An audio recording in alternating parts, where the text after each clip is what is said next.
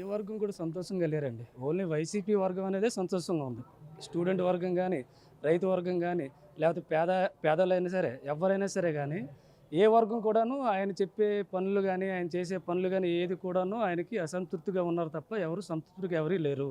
ఇప్పుడు వైసీపీలో ఉన్నటువంటి నాయకులే దీన్ని దోచేసుకుంటున్నారు తప్పించి గానీ, ప్రజల్లో ఎలా ఉన్నారు? ప్రజలకి ఏ అవసరాలు కావాలి? ఏమవుతుందని ప్రతి ఒక్కళ్ళు కూడాను ఎప్పుడు జగన్మోహన్ రెడ్డి అని అరుచుకుంటున్నారే తప్ప వృధా ఖర్చులు చేసుకుంటున్నారు తప్ప ఎవ్వరు కూడాను ప్రజలకు ఉపయోగపడే పని అనేది ఎవరు చేయట్లేదండి. ఒకవేళ చేయాలనుకున్నా సరే మధ్యలో ఉన్న నాయకులు కూడా చేయనివ్వలేకపోతున్నారు. అది మెయిన్ ప్రాబ్లం అవుతుంది. ఈరోజు విద్యా వ్యవస్థలు ఉన్నాయి. విద్యా వ్యవస్థను పూర్తిగా నిర్వీర్యం చేస్తామన్నారు. ఏదో నాడు నేడని ప్రోగ్రాం చెప్తున్నారు, ఇంకేదని మాట్లాడుతూ ఉన్నారు తప్పించి కానీ యువతకి కానీ స్టూడెంట్కి కానీ ఏ విధంగా కూడాను ఒక్కరు కూడా ప్రోత్సహించే రీతిలో ఎవరూ లేరు. ఇప్పుడు సచివాలయ వ్యవస్థ ఉంది, తర్వాత వాలంటీర్ వ్యవస్థ ఉంది. డిగ్రీ చదువుకునే వ్యక్తి కూడా వాలంటీర్గా చేయాలనుకుంటే అక్కడ ఎవరు రేపు పొద్దున్న పెళ్లి చేయడానికి పిల్లలు కూడా ఇవ్వాలి కదా, మామూలుగా అయినా సరే. ఆ వ్యవస్థ నుండి ఈ వ్యవస్థకి దిగజార్చే ప్రభుత్వం ఏదైతే ఉందో అది వైఎస్ఆర్సీపీ ప్రభుత్వం తప్ప ఇంక వేరేదైతే కాదండి. మీరు డైరెక్షన్ ఇస్తాను. ఇప్పుడు కొత్తగా ఓట్లు కొంతమందికి వచ్చాయి. అవునండి. పాత యువత అంటే యువత మొదటగా ఆలోచించాల్సింది ఏంటంటే, ఇప్పుడు జరుగుతున్న ఈ 5 సంవత్సరాలు జరిగినటువంటి ఈ ప్రభుత్వ పాలనలో యువత మొదటగా అబ్జర్వ్ చేయాలి. అబ్జర్వ్ చేసిన తర్వాత చంద్రబాబు నాయుడు గారు ఏ విధంగా పరిపాలించారు, ఇప్పుడు చేస్తున్న విధంగా ఇతను ఏ విధంగా పరిపాలించారు అనే విధానాన్ని బట్టి డిఫరెన్షియేట్ చేసిన తర్వాత ఇప్పుడు విద్యా వ్యవస్థలో కానీ లేకపోతే ఉద్యోగ అవకాశాల్లో కానీ ఎందులోనైనా సరే పరిశ్రమలు తెచ్చుకోవడానికైనా పరిశ్రమలు పెట్టడానికైనా ఉన్న పరిశ్రమలు బయట పంపించిస్తే యువత అనేవాడు ఇక్కడ ఉద్యోగం చేయడానికి ఎలా అవుతుందండి? ఒక శ్రీకాకుళం జిల్లానే కాదు, మన రాష్ట్రంలో కూడా ప్రతి ఒక్క దగ్గర అది వైజాగ్ అవ్వచ్చు, విజయవాడ అవ్వచ్చు, ఎక్కడైనా అవ్వచ్చు, క్యాపిటల్ సిటీలో కూడా పరిశ్రమలు కూడా లేని పరిస్థితి ఈ రోజు ఈ జగన్మోహన్ రెడ్డి ప్రభుత్వం అనేది తీసుకొచ్చిందన్నమాట. యువత ఇక్కడ నుండి ఎక్కడికి చెన్నైలో బతుకుతున్నారు, లేకపోతే హైదరాబాద్ బతుకుతున్నారు, లేదంటే బెంగళూరు వెళ్తున్నారు తప్ప ఎవరు కూడా ఊర్లో ఉండి బ్రతకాల్సిన ఇది లేదు. ఓకే, రైతు అనేవాడు లేకపోతే మన ఇంట్లో పొలాలు ఉన్నాయి కదా, పొలాల నుండి ఎలాగైనా చేసుకుందాం అనుకున్నా సరే పంటకి గిట్టుబాటు ధర లేకుండా ఎవరు బ్రతకాల్సిన పనే ఉందండి. ఇప్పుడు పంట అయితే పండించేస్తున్నాడు, వాళ్ళు అమ్ముకోవడానికి వాళ్ళే ఇస్తున్నారు, అలా తీసుకోవడానికి వాళ్ళే ఇస్తున్నారు. కష్టపడినోడికి లేదు, అక్కడ పెత్తందారులకే అయిపోతుంది తప్ప కష్టపడినోడికి ఎవరికి కూడా ఏ విధమైన అవకాశాలు కూడా లేవండి. ఇప్పుడు నేను చెప్పేది ఏంటంటే, ఇప్పుడు కూడా యువత ప్రతి ఒక్కరు కూడా ఒకటే ఆలోచించాలి. ఇప్పుడున్న పరిస్థితులు ఏంటి, మన విద్యా వ్యవస్థ ఏంటి, ఉద్యోగ వ్యవస్థ ఏంటి, నిరుద్యోగులు ఎంతమంది ఉన్నారో ఒకసారి ఆలోచించుకొని మన చంద్రబాబు నాయుడు గారికి మళ్ళీ పూర్వవైపును తీసుకొచ్చి మళ్ళీ మనం కూడా ఉద్యోగ అవకాశాల్లో మనం కూడా స్థిరపడేటట్లు ఉండాలంటే ప్రతి యువత కూడాను ఒక విధంగా ఆలోచించుకొని ఓటేయాలని మరి ఈ ఫస్ట్ టైం నాకు ఇది ఓటు వేయడం. ఏ ప్రభుత్వం అయినా మాకు ఉపాధి కల్పించి ఇండస్ట్రీస్ అవన్నీ వస్తే ఎవరు వీలైతే అది ఏ ప్రభుత్వం అయితే అది డెఫినెట్గా దానికే వస్తుంది. ఇప్పుడు సంథింగ్ ఈ పార్టీ కానీ ఆ పార్టీ కానీ ఉపాధి ఇండస్ట్రీస్ అవన్నీ రావాలి. జస్ట్ సంపద సృష్టించినట్టు ప్రభుత్వం ఏదైతే ఉంటే దానికి ఖచ్చితంగా ఓటు వేస్తుంది. అంటే ఇప్పుడు ఓటు హక్కు ఫస్ట్ వచ్చింది. దిస్ ఇస్ ఫస్ట్ జనరల్గా మీకు అవేర్నెస్ వచ్చి ఒక రెండు మూడు ప్రభుత్వం మీరు చూశారు. ఇప్పుడు రాజశేఖర ప్రభుత్వం చూశారు, చంద్రబాబు ప్రభుత్వం చూశారు, జగన్మోహన్ ప్రభుత్వం చూశారు. అయితే ఏ ప్రభుత్వంలోనా ఇండస్ట్రీస్లని యువతకు ఎక్కువగా అవకాశం కలిగింది? అంటే ఇప్పుడు ప్రస్తుతం ప్రభుత్వం అయితే ఏం లేదు ఇండస్ట్రీ పరంగా. ముందు ప్రభుత్వాలు అయితే కొంచెం బెటర్ దీనికంటే. సో మేము మా ఓటు డిసైడ్ చేసుకుంటాం. అంటే అభివృద్ధికి సంక్షేమం జస్ట్ అభివృద్ధి ఉండాలి, జస్ట్ సంక్షేమం ఉండాలి. రెండింటిని బ్యాలెన్స్ చేస్తూ పోవాలి. సంక్షేమం ఇచ్చి అభివృద్ధిని వెనకబడిసినా ఏం చేయలేము, అది ఏం చేయలేము. రెండింటి బ్యాలెన్స్ చేస్తూ పోవాలి, అది మేము కోరుకుంటాం. అయితే మీరు దేన్ని వాడుకోగంటారు? మా ఓటు దేనికోసం వినియోగించుకుంటారు? రెండు బ్యాలెన్స్ చేసిన ప్రభుత్వానికే.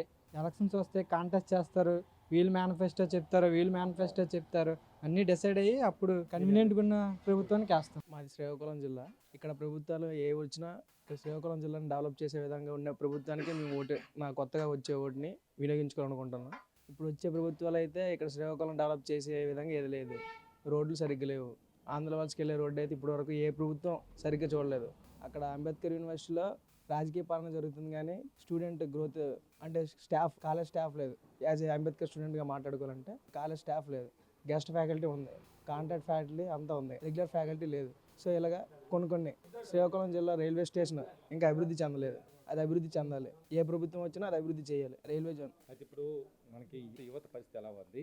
మీరు ఓటు వేసిన తర్వాత యువతకి ఏ అవకాశాలు రావాలని మీరు ఊహిస్తున్నారు? ప్రస్తుతం యువతకి అయితే గవర్నమెంట్ జాబులు తీయాలి. ఇప్పటివరకు వచ్చిన ప్రభుత్వం తీస్తామని చెప్పి ఇప్పటివరకు తీయలేదు. లాస్ట్ సంవత్సరంలో విడుదల చేసింది కానీ రిక్రూట్మెంట్ లేదు.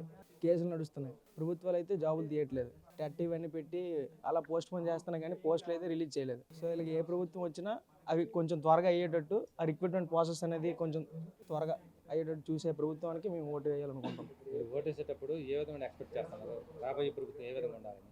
ఇవన్నీ తీర్చే విధంగా ఉండే పార్టీకి అయితే మేము ఓటు వేయాలనుకుంటున్నాం. ఇలాగా వాళ్ళ మేనిఫెస్టో చూసి మేము వాటికి ఏదైతే కొంచెం ఇవి సాల్వ్ చేసే విధంగా ఉంటాయా ఈ దృష్టిలో తీసుకెళ్ళి చూసి వాటికి ఇది నా ఫస్ట్ ఓట్. ఈసారి అయితే ఏ గవర్నమెంట్ అయితే డెవలప్ చేస్తారనుకుంటున్నారో వాళ్ళకైతే వేయాలనుకుంటున్నాను. మన స్టేట్కి ప్రెసెంట్ డెవలప్మెంట్ అంతగా లేదు. సో ఏ గవర్నమెంట్ అయితే బాగా డెవలప్ చేస్తారో అది ఆలోచించి డిసైడ్ అవుదాం అనుకుంటున్నాను. ఇంకా గవర్నమెంట్ జాబ్స్ అనేవి కొంచెం ఎక్కువ ప్రొవైడ్ చేయాలని అనుకుంటున్నాను.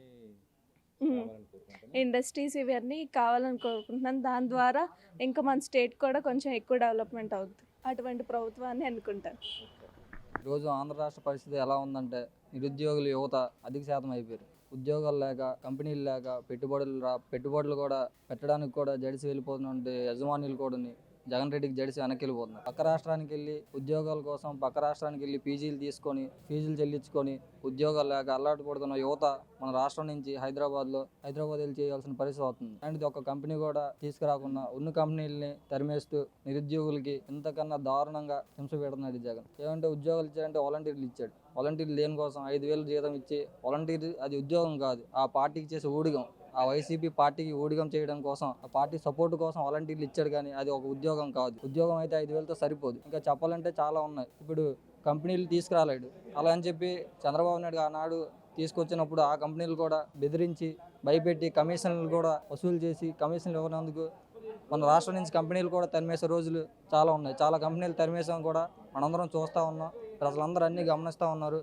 రాబోయే ఎన్నికల్లో ఎట్టి పరిస్థితుల్లో నిరుద్యోగ యువతంతా ఆలోచించి తప్పనిసరిగా రాబోయే ఎన్నికల్లో జనసేన టీడీపీ ఉమ్మడి అభ్యర్థికి కూటమిని మీరు అతి శక్తి అయినటువంటి మీ ఓటు హక్కుని మీరు వినియోగించి ఈ రాష్ట్రాన్ని మంచి మార్గంలో నడిపించటకు మన మంచి భవిష్యత్తు కోసం గాజు గ్లాసు సైకిల్ గుర్తుకు ఓటేసి గెలిపిస్తారని మనస్ఫూర్తిగా కోరుకుంటున్నాను. ఇంతమంది కోచింగ్ తీసుకొని అలా విజయాలు అంటూ ఉన్నారు కదా, వాళ్ళ పరిస్థితి ఏంటి? ఇప్పుడు ఈవెంట్స్ ఆఫీసర్ వాళ్ళ పరిస్థితి అన్నయ్య.